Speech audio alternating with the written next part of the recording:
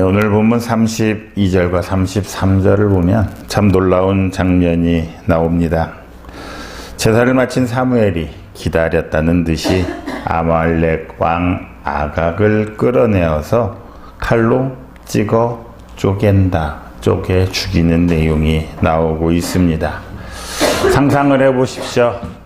나이가 지긋이 먹은 이 노구의 선지자가 예배가 끝나기가 무섭게 그것도 칼로 찍어서 쪼개는 무자비한 방법으로 사람을 죽이고 있습니다. 어느 누구도 예상하지 상상하지도 못했던 일일 것입니다. 이제 자신의 입지를 단단히 하기 위해서 그 의도대로 또 제사까지 드린 이제 의기양양했던 사울은 물론이거니와 그 자리에 모여 있었던 장로 백성들 역시 깜짝 놀랐을 것입니다. 예배를 끝나고 난 그 분위기 아주 싸늘해졌을 것이지요.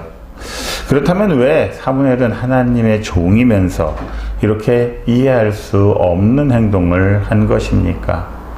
정상적인 생각을 한 사람이라면 도무지 이런 일을 꾸밀 수가 없었을 것입니다.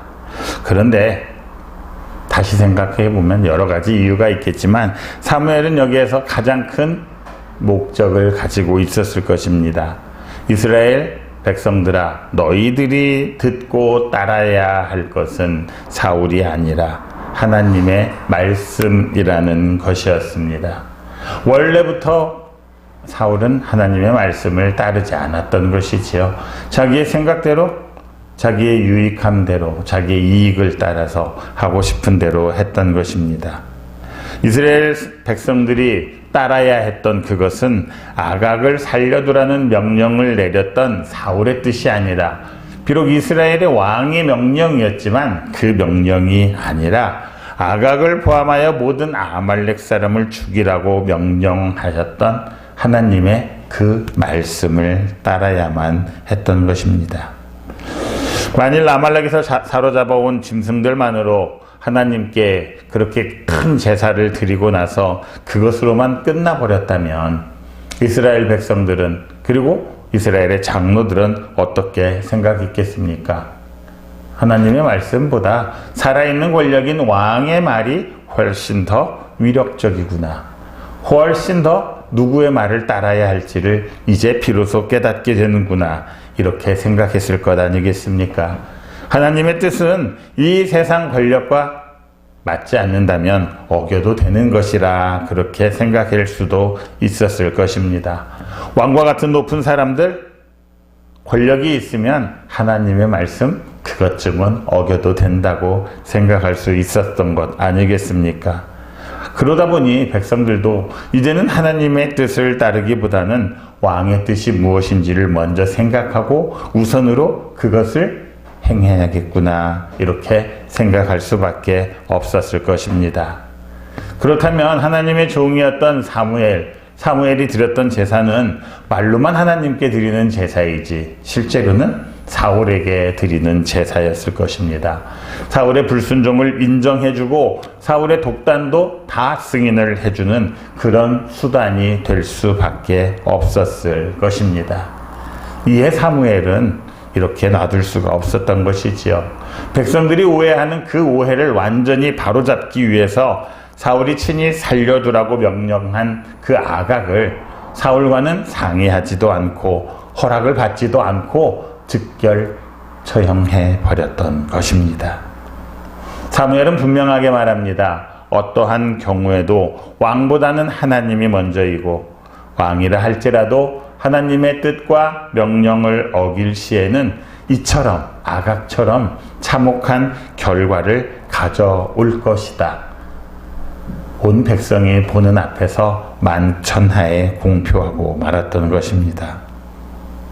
물론 이 본문을 읽는 우리들조차도 어떻게 하나님의 종이, 사랑만을 외쳐야 할 하나님의 종이 그렇게 무참하게 사람을 살해할 수 있는가, 이런 의구심을 가질 수도 있을 것입니다. 사람의 타락한 본성은 사람들로 하여금 어떤 일이 생기면 그 안에 들어있는 하나님의 교훈, 하나님의 뜻, 하나님의 메시지를 알려고 하기보다는 어떻게 하면 그럴 수가 있지? 어떻게 하나님의 종이라는 사람들이 그럴 수가 있지? 이렇게 비난을 하고 인간적인 생각을 먼저 하기가 쉽습니다. 그렇게 항상 본질은 따로 있고 악한 사람의 본성을 숨기면서 다른 트집을 잡아서 자꾸 자기들이 하고 싶은 말을 하려고 하는 것이지요. 그래서 하나님께서는 자신들의 잘못을 고치시고 진리를 알게 하시려는 그 뜻과 의도보다는 자신들의 눈에 비친 인간적인 생각만을 가지고 하나님의 종이라고 하는 사람들을 서슴지 않고 비난하게 되는 것입니다. 세상이 다 그렇지요. 어떤 사건이 일어나고 어떤 일이 일어났을 때 그 안에 담긴 하나님의 진정한 의도가 무엇인지를 알기보다는 오히려 그것들을 빗대어서 다른 사람들을 트집 잡고 흠잡으려고 하는 것이 이 세상이라는 것입니다. 그렇게 생각한다면 그것은 본문이 가르치고자 하는 바를 전혀 이해하지 못하는 어리석은 생각임을 알아야 합니다. 만약 하나님께서 이렇게 강력하게 경고하지 않으셨다면 이미 타락할 대로 타락해버린 부패한 사람의 마음은 하나님의 교훈을 어떤 경우에도 깨닫지 않고자 하는 것입니다. 이 세상이 자극적이기에 하나님의 교훈도 하나님의 징계도 더욱더 자극적이 될 수밖에 없는 것 아니겠습니까? 어지간한 경고로는 화인 맞은 우리의 가슴을 녹일 수가 없다는 것입니다. 조금의 잘못, 조금의 실수는 작은 경고로도 이해가 되고 고쳐질 수 있지만 부패한 마음, 이미 굳어져 버린 그 마음들은 좀처럼 어떠한 경고에도 흔들리지 않고 굳건하게 악의 길을 걸어간다는 것입니다. 우리들 역시 오늘 본문을 통해서 하나님만이 우리의 왕이심을 알아야 합니다. 이 세상의 어떤 왕보다도 우리 하나님이 진정한 왕이시고 그 어떤 인간의 뜻보다도 하나님의 뜻이 우선시 되어야 한다는 것을 반드시 기억해야만 합니다. 하나님께서는 이런 교훈을 깨닫게 하기 위해서 사람의 생각을 뛰어넘는 강력한 방법을 사용하셔서 우리에게 경고하실 수 있다는 사실 또한 기억해야 합니다. 어쩌면 우리에게 닥치는 그 수많은 환난과 아픔과 사건들이 하나님이 우리에게 진정한 교훈을 주시기 위해서 사용하실 수도 있음 또한 알아야 할 것입니다. 34절과 35절을 보면 이제 사무엘이 이후로는 다시는 사울을 찾지 않고 죽는 날까지 사울을 다시 가서 보지 아니하였다, 이런 말이 나오는 것을 알 수 있습니다. 왜 그렇겠습니까? 사무엘이 가서 아무리 하나님의 말씀을 전하려 한다 할지라도 이제는 더 이상 사울이 들으려 하지 않는 것을 사무엘도 알았다는 것이지요. 아무리 사무엘이라 할지라도 한 번 권하고 두 번 권하고 세 번 가르쳤는데도 듣지 않는다면 더 이상 가르치려 하지 않을 것임을 알았던 것입니다.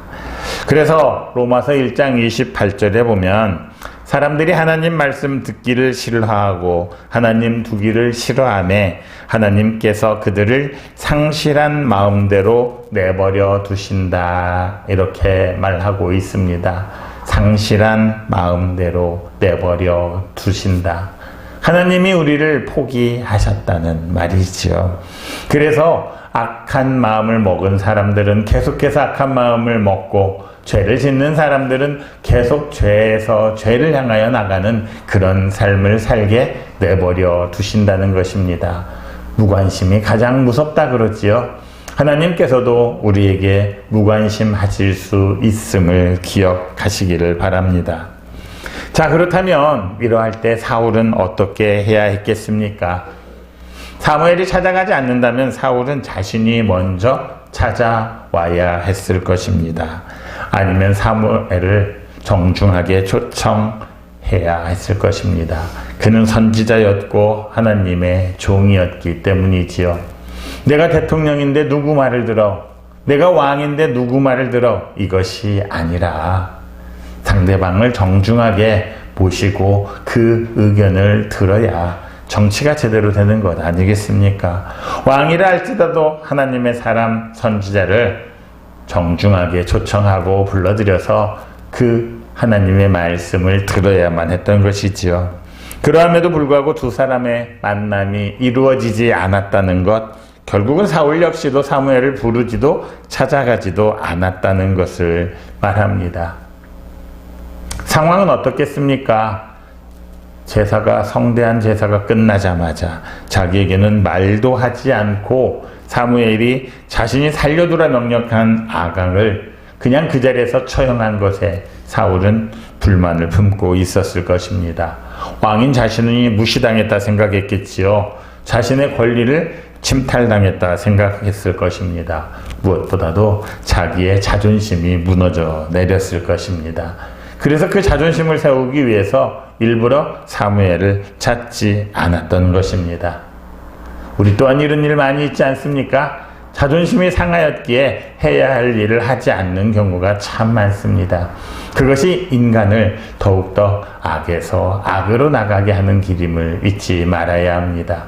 내가 부족한 것이 있었을 때, 내가 잘못한 것이 있었을 때 즉각적으로 사과하고 용서를 구하는 것, 그것이 올바른 길임을 알아야 합니다. 왜 잘못하고도 사과하지 않습니까? 잘못했으면 사과하는 것이 맞지요. 그리고 자기의 길을 돌이키는 것이 옳은 길임을 알아야 하는 것입니다. 어쩌면 사울은 이제는 누구의 말도 듣지 않고 사무엘의 간섭을 받지 않고 내 마음대로 해도 된다고 생각했는지도 모르겠습니다. 이미 그는 아말렉을 정복한 이후에 자신의 마음대로 하지 않았습니까? 아각도 살려두었고 양과 소 중에서 좋은 것들은 따로 살려두고 그의 교만을, 그의 욕심을 살리는 쪽으로만 결정을 했었던 것입니다. 그런데 이제 사무엘도 찾아오지 않고 귀찮게 하지도 않습니다. 얼마나 잘 되었는지 마음대로 해도 된다고 생각을 했을 수도 있지요. 그렇게 더욱더 오만해지고 교만해지고 독선적으로 된 사울. 그는 더 이상 하나님의 종 사무엘을 찾지 않았습니다. 하나님의 종을 찾지 않았다는 것은 더 이상 하나님도 찾지 않았다는 것이 되는 것이지요. 인간의 교만함으로, 오만함으로, 독선으로 나아갈 때 우리는 하나님을 떠나갈 수밖에 없음을 오늘 본문은 보여주고 있습니다. 내가 왕인데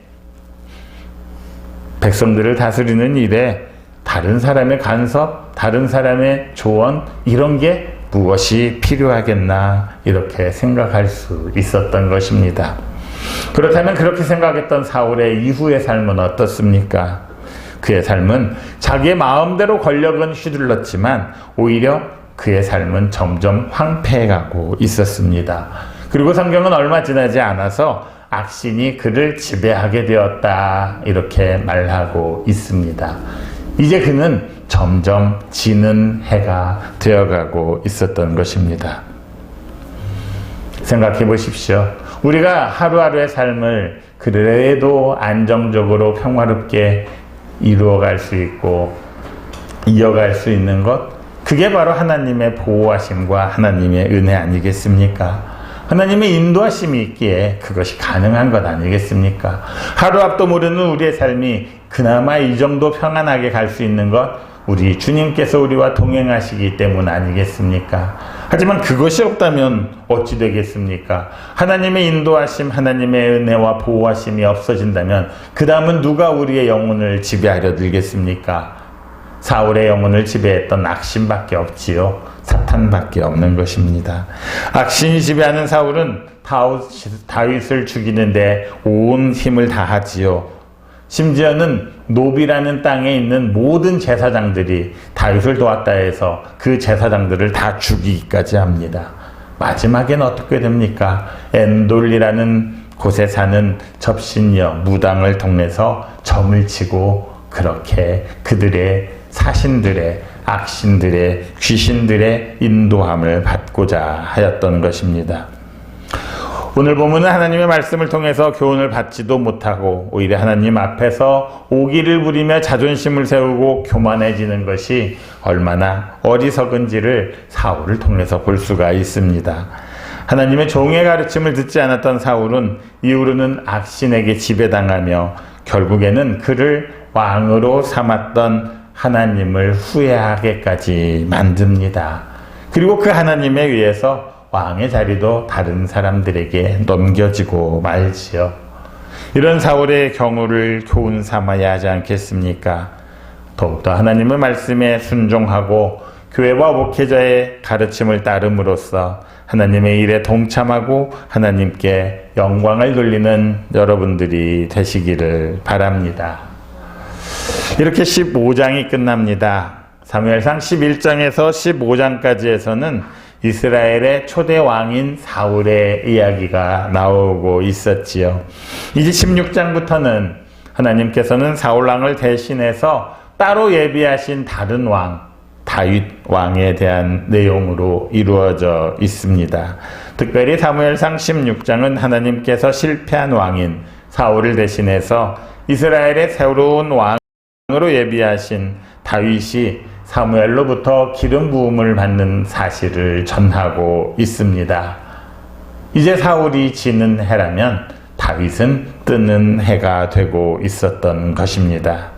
1절에서 3절까지를 보면 여호와께서 사울로 인하여 슬퍼하고 있던 사무엘에게 베들레헴 사람 이세 아들의 그 아들 중에서 왕 하나를 선택하셨다. 새로운 왕을 보아두셨다 말씀하시지요.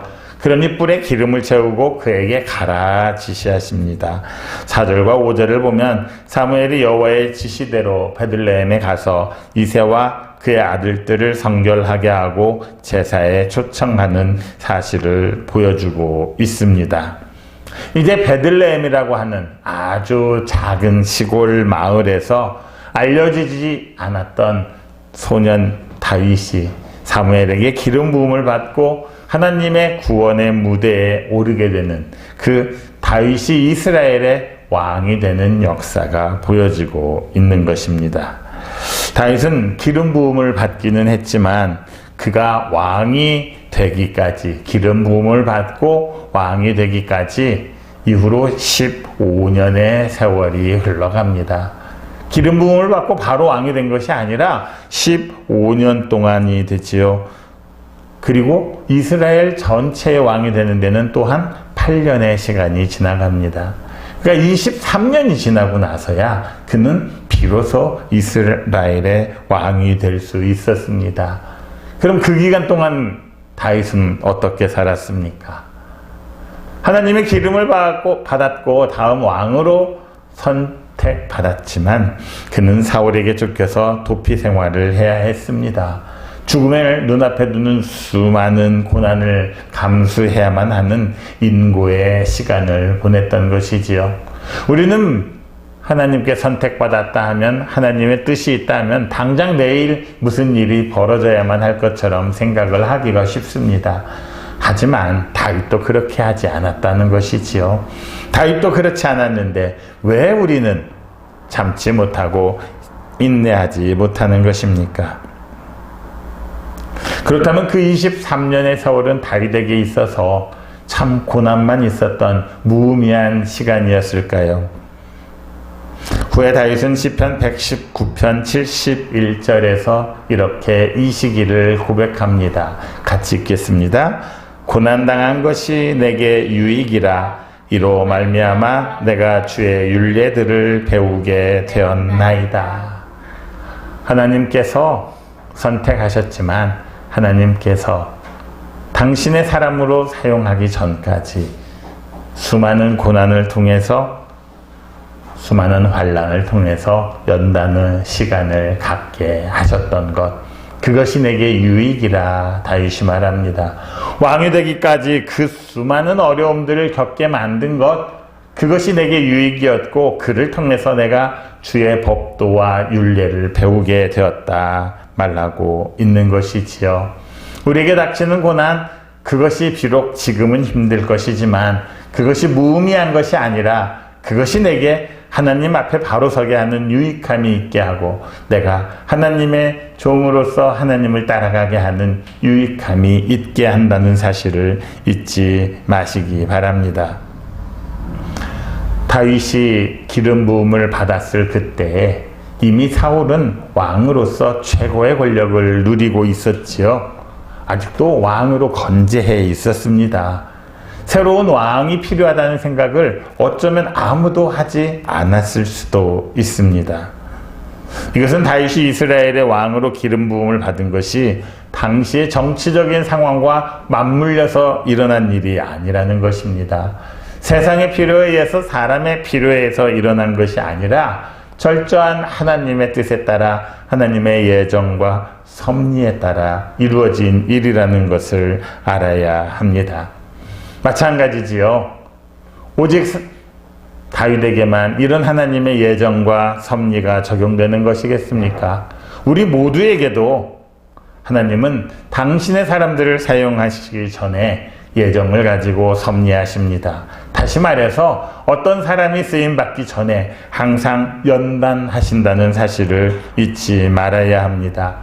연단에 사용되는 가장 좋은 방법은 고난임을 잊지 마십시오. 부드러운 샘물이 다른 물건들도 벨 수 있는 강하고도 날이 선 강철이 되기 위해서는 어찌해야 합니까? 풀무불 속에서 끝없이 연단되어야 합니다. 이 연단이라는 단어 자체가 그것을 말하고 있는 것 아니겠습니까? 불순물과 함께 뒤섞여 있던 금덩어리를 순수하고 깨끗한 순금으로 만들기 위해서는 또한 이런 연단의 과정이 있어야 합니다. 하나님께서는 우리들 또한 이러한 연단의 과정을 거쳐서 우리를 단련하신 후에야 비로소 하나님의 사람으로 사용한다는 사실을 잊지 마시기 바랍니다. 욥이 고백하지요. 욥기 23장 10절 그의 고백이 이렇게 나옵니다. 같이 읽겠습니다.